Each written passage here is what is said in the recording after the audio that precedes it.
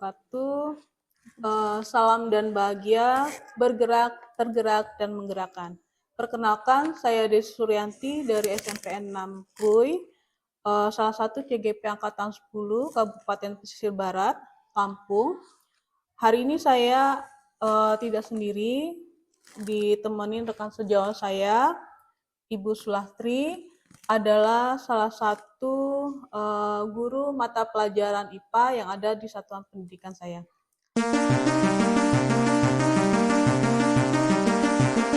Waalaikumsalam Ibu Desi. Gimana kabarnya hari ini? Alhamdulillah sehat. Alhamdulillah. Oke. Jadi sesuai kesepakatan kita kemarin ya Bu ya. Ya. Kita hari ini akan melakukan kegiatan supervisi akademik. Di mana tahapan yang akan kita lakukan itu nanti ada 3 bagian, ada pra-observasi, observasi, dan pasca observasi. Dan di tahapan awal ini kita masuk ke pra-observasi, kemudian nanti di tahapan ini akan ada beberapa pertanyaan yang akan saya tanyakan ke Bu Sulas mengenai nanti proses berjalannya observasi yang Oke Bu Sulas, sebelumnya ada beberapa pertanyaan saya tanyakan untuk kegiatan observasi besok. Judul materi apa yang Bu Sulas ambil nanti? Oke, untuk pembelajaran nanti, judul materi yang akan saya sampaikan adalah subbab terakhir di bab kedua, yaitu sistem homeostasis pada tubuh manusia. Oh gitu ya. Jadi nanti itu materinya di kelas 9 ya Bu Sulas ya? Di kelas 9. Oke. Terus kira-kira tujuan pembelajaran yang akan Bu Sulas capai nanti apa? Oke. Untuk tujuan pembelajaran yang ingin saya berikan, ingin saya sampaikan adalah siswa nanti ataupun murid nanti mampu untuk mendeskripsikan pentingnya homeostasis dalam menjaga keseimbangan tubuh manusia. Jadi hanya ada satu tujuan pembelajaran ya? Iya, hanya ada satu tujuan pembelajaran. Oke. Terus dalam prosesnya nanti model pembelajaran yang seperti apa yang akan Bu Sulas gunakan? Oke, untuk model pembelajaran yang akan saya laksanakan nanti, saya rencanakan untuk menggunakan model pembelajaran berbasis masalah atau PBL. Bahasa Indonesia PBM. Oh gitu ya. Jadi menggunakan PBL ya? Iya, PBL. Iya. Terus dari model pembelajaran yang nanti Bu Sulas gunakan, ada strategi tidak yang akan Bu Sulas kembangkan? Oke, untuk strateginya pada pembelajaran nanti saya akan menggunakan 2 macam strategi sebenarnya. Yang pertama strategi pembelajaran interaktif. Jadi di awal nanti saya akan memberikan pertanyaan dan penjelasan. Jadi ada tanya jawab di awal. Kemudian nanti akan ada strategi pembelajaran cooperative learning. Jadi nanti akan ada diskusi kelompok. Oh gitu ya. Jadi di interaktif ini awalnya pertanyaan pematik lah ya awalnya ya. Kemudian setelah itu nanti di intinya langsung ke kooperatif, anak-anak dikondisikan untuk diskusi.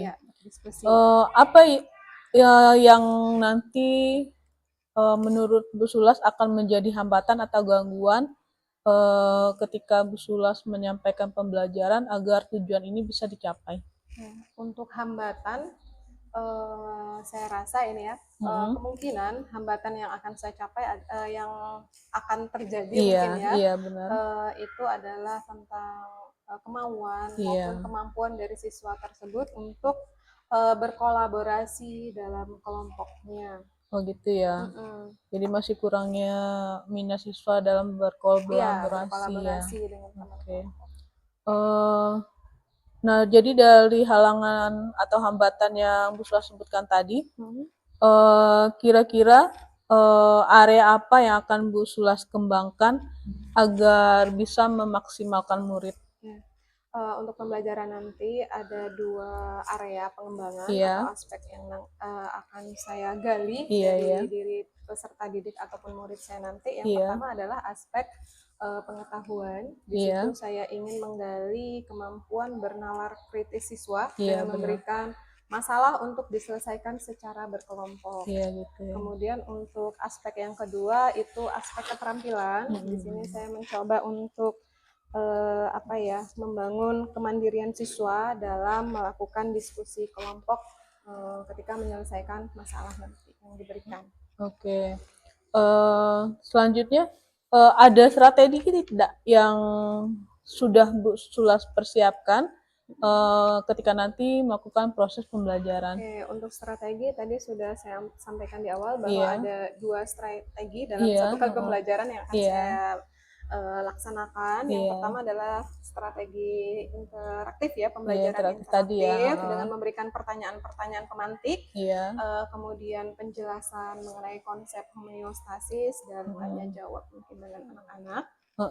Setelah itu, setelah mereka mengetahui konsepnya, kemudian saya akan berikan masalah yang harus mereka pecahkan secara berkelompok. Jadi ini sudah masuk ke strategi pembelajaran kooperatif secara berkelompok. Jadi harapannya bisa melatih kemandirian tadi ya untuk memecahkan masalah yang ada. Jadi nanti antara area dan strategi itu sebenarnya sudah menjadi satu cakupan ya. Jadi tinggal nanti bagaimana prosesnya pada saat pembelajaran. Oke. Kira-kira jadwal observasi yang Bu Sulas lakukan nanti kapan? Oke, untuk jadwalnya ini saya rencanakan pada hari Senin, tanggal 26 Agustus 2024 di kelas 9D rencananya, dan di jam pertama dan jam kedua. Oh gitu ya. Jadi nanti saya akan kembali bertemu sama Bu Sulas pada saat observasi itu di tanggal 26 Agustus nanti ya. Oke. Ini pertanyaan terakhir Bu Sulas. Kira-kira ada tidak komitmen yang nantinya akan Bu Sulas lakukan setelah selesainya kegiatan observasi? Oke, untuk komitmen yang ingin saya lakukan di sini ada 2 ya Bu ya. Yang pertama adalah berdiskusi mungkin ya Bu ya dengan rekan sejawat yang sama mapelnya dengan saya, kemudian bagaimana penerapan PBM ini dalam pembelajaran. Oh gitu ya. Jadi terus yang kedua mempersiapkan diri agar pembelajaran nanti berjalan dengan baik. Iya benar sekali tuh. Yang pastinya harus ada kolaborasi dengan guru-guru yang lain agar pengetahuan kita tentang pembelajaran PBL itu lebih paham gitu ya. Oke. Terus ini sudah akan berakhir percakapan coaching yang saya lakukan. Kira-kira ada tidak yang Bu Sulas dapatkan dari apa yang sudah kita obrolin tadi? Kegiatan coaching ini pra observasi ini sangat bermanfaat ya Bu. Jadi memberikan manfaat ya. Jadi melalui percakapan ini saya jadi memiliki gambaran yang lebih jelas ya Bu ya terkait kegiatan pembelajaran yang nanti akan saya laksanakan ya. Kemudian ya kedua, saya pun lebih memiliki ide gitu ya. Punya ide media pembelajaran apa yang harus saya gunakan ketika nanti observasi di kelas. Saat pembelajaran. Berarti semoga nanti kita bertemu di kegiatan observasi tanggal 26. Apa yang sudah Bu Sulas dapatkan hari ini nanti benar-benar terlaksana dan hambatan yang sudah Bu Sulas lihat dari sekarang setidaknya sudah bisa diminimalisir itu Bu Sulas. Terima kasih Bu Sulas. Kita ketemu lagi nanti jadwal observasi tanggal 26 Agustus ya. Oke, Assalamualaikum warahmatullahi wabarakatuh. Waalaikumsalam warahmatullahi wabarakatuh. Nah, suhu tubuhnya yang ada di situ pada kejadian hipotermia, suhu tubuhnya naik atau turun? Turun. Oke, ketika suhu tubuh turun, apa yang terjadi di situ? Bagaimana proses tubuh untuk mempertahankan suhu tubuhnya? Dengan cara? Kemudian? Otot berkontraksi menyebabkan menggigil. Nah, salah satu gejala hipotermia tadi adalah menggigil. Ya, sebenarnya itu juga merupakan proses tubuh kita ya untuk mempertahankan suhu normal. Karena ketika hipotermia, ya, suhu tubuh kita sangat turun sehingga otomatis seluruh kerja organ tubuh kita menjadi terganggu. Ya, ada suhu tertentu yang harus dipertahankan agar jantung dapat bekerja seperti biasanya, paru-paru dapat bekerja seperti biasanya. Ya, salam Ibu. Gimana kabarnya hari ini? Alhamdulillah sehat. Oke, jadi hari ini kita ketemu lagi pada kegiatan kedua ya, ketiga ya di tahapan pasca observasinya. Jadi sebelumnya saya sudah melakukan kegiatan observasi di hari Senin sesuai jadwal yang kita sepakatin. Betul. Kemudian proses pembelajaran Ibu lakukan di kelas juga sudah sesuai dengan apa yang kemarin akan kita gali pada saat di pasca ya. Kemudian kegiatan ini tujuannya di pasca ini tujuannya itu kita akan mengevaluasi sejauh mana proses pembelajaran yang sudah Bu Slas lakukan kemarin pada saat saya lakukan observasi.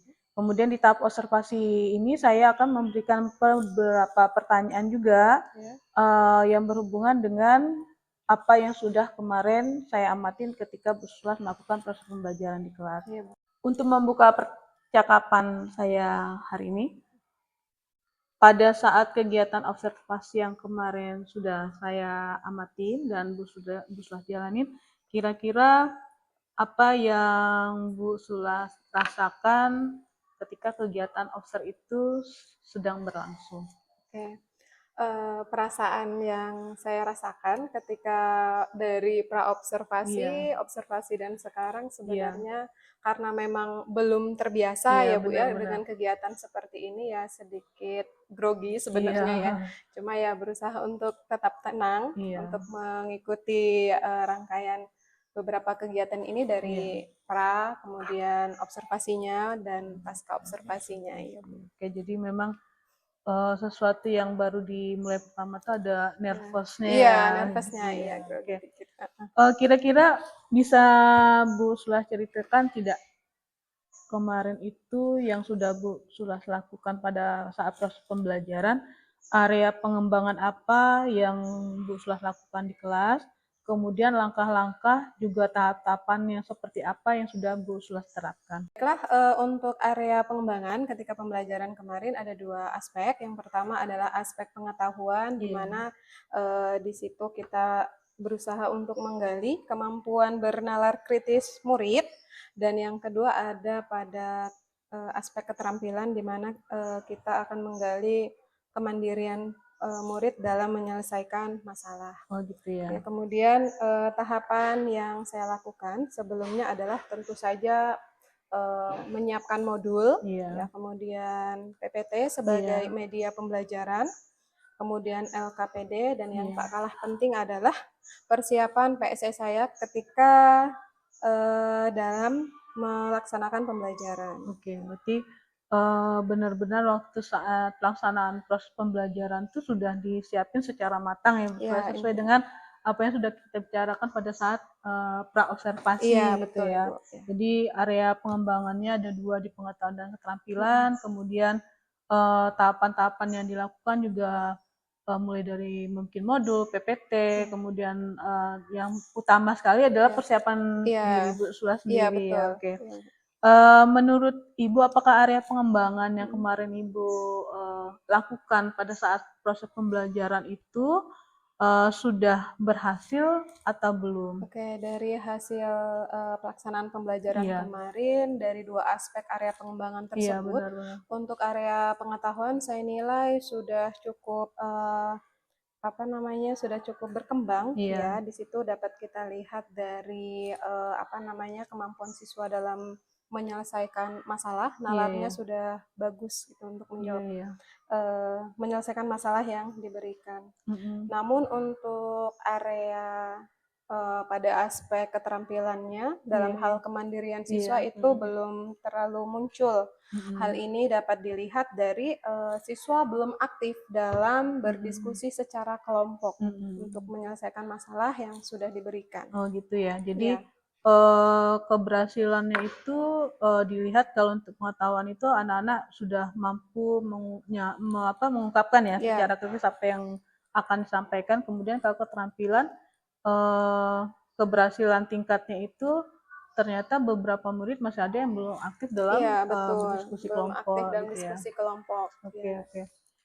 Menurut Bu Sulas, yang menjadi kendala atau kekurangan kenapa murid di area keterampilan ini belum muncul itu kira-kira apa ya Bu Sulas ya?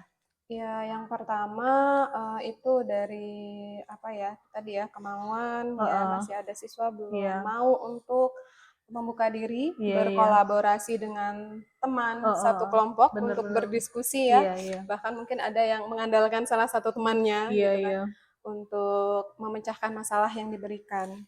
Dan yang kedua kendalanya adalah mungkin di pengelolaan kelas belum mampu untuk memenuhi kebutuhan belajar mereka sebagai murid. Oh gitu ya. Jadi ada dua hal ya yang menjadi kekurangan dari proses kemarin itu disebut keterampilan. Pertama bagaimana kalau siswa berkolaborasi kemampuannya, kemudian bagaimana juga pengelolaan kelasnya. Dan jadi dari dua kekurangan ini kira-kira ada tidak cara yang akan Bu Sulas lakukan ke depannya untuk mengatasi hal ini? Oke, beberapa hal yang ingin saya coba untuk perbaiki ya dalam mengatasi masalah ini. Yang pertama adalah saya akan sebelum melakukan pembelajaran ya Bu ya di kelas, saya akan melakukan asesmen awal diagnostik dulu ya Bu ya, agar saya mengetahui pemetaan kebutuhan belajar dari siswa tersebut. Terus yang kedua, setelah saya melakukan asesmen diagnostik tersebut, diagnostik tersebut, saya akan mengelompokkan murid sesuai dengan karakteristik yang mereka miliki ya. Apa yang sudah tadi Bu Sulas jabarkan untuk memunculkan keaktifan dan kolaborasi murid tadi mungkin dengan cara menerapkan bagaimana pemetaan diagnosis awalnya ya. Kemudian juga bagaimana memfasilitasi lah ya murid untuk belajar sesuai dengan karakter yang mereka butuhkan. Jadi mudah-mudahan ke depannya apa yang sudah Bu Sulas temukan dalam mengatasi permasalahan, kemudian hal-hal yang mungkin nanti akan muncul dalam proses pembelajaran itu sudah bisa diterapkan di proses pembelajaran berikutnya. Mudah-mudahan. Kemudian juga nanti mungkin proses pembelajarannya ini nanti ke depan sudah benar-benar sesuai dengan karakteristik murid dan kebutuhan belajar murid dan bagaimana Bu Sulas nanti benar-benar memfasilitasi ya semua kebutuhan itu sesuai dengan apa yang sudah didapat dari diagnosis awal. Kira-kira Bu Sulas perubahan yang akan Bu Sulas terapkan ini nanti itu akan direncanakan kapan? Untuk perubahan sesuai dengan rencana tadi, insya Allah akan saya laksanakan sesuai dengan jadwal praktik kinerja tindak lanjut di PMM di bulan September, bulan September sampai dengan November nanti. Oh gitu ya, jadi terhubung ya, karena sekarang kita masih di semester 1 ya, jadi kegiatan ini masih akan tetap berlanjut ya, jadi ada perbaikan yang berkesinambungan. Terima kasih banyak Bu Sulas atas refleksi yang sudah Ibu sampaikan. Mudah-mudahan setelah kegiatan supervisi klinis kita hari ini ada perubahan proses pembelajaran untuk pertemuan-pertemuan Bu Sulas sendiri di kelas berikutnya.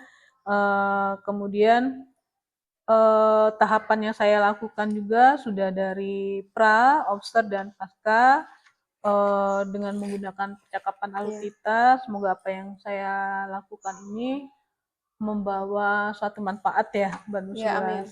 Sangat bermanfaat sebenarnya. Jadi mungkin itu saja yang bisa saya ambil untuk proses pasca ini. Terima kasih. Assalamualaikum warahmatullahi wabarakatuh. Waalaikumsalam warahmatullahi wabarakatuh.